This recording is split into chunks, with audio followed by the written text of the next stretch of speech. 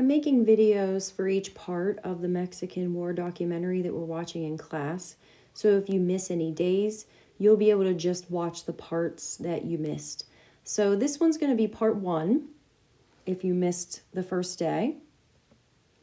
You have a file in your Module 12 file. There's a T-chart where you're listing reasons that we should go to war with Mexico and reasons that we shouldn't.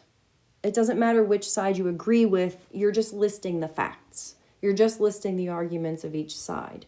So as I go through these notes, you might want to have that T-chart open in a split screen so you can add ideas as I go through. So if you need to press pause right now to get that set up, please do that and then come back to the video. Part 1 was a little under 11 minutes long and really got us started off as to why we would go to war with Mexico. There was a border dispute. The Americans think that the border should be at the Rio Grande, but the Mexicans think it should be at the Nueces River. Obviously, if it's at the Rio Grande, that gives America more property.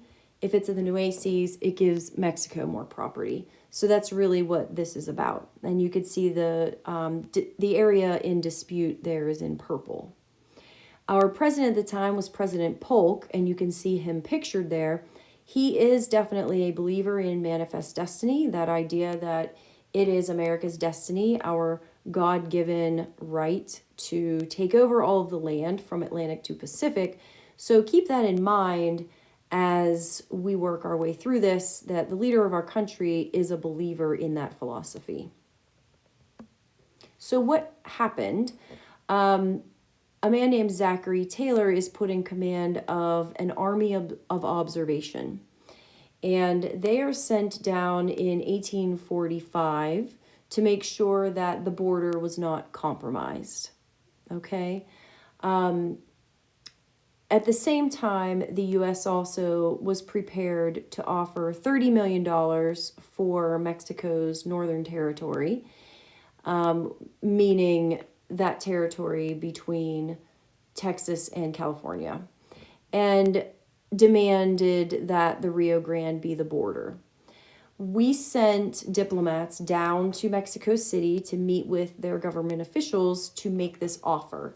And when Mexico City officials found out what we were there for, they refused to even meet with us. They were not even going to entertain the idea of selling those territories to the United States. Back then, they called the territories New Mexico and California, but it's basically everything that's north of what we now call the border between the United States and Mexico. So our president sent Taylor's troops southward. So this army of observation now becomes an army that is going all the way down to the Rio Grande. And now we are definitely in disputed territory, that purple area that was on the map on the other slide.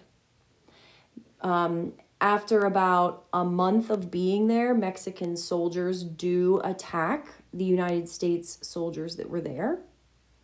And it's that point that the president asks Congress to declare war on Mexico because they shed American blood.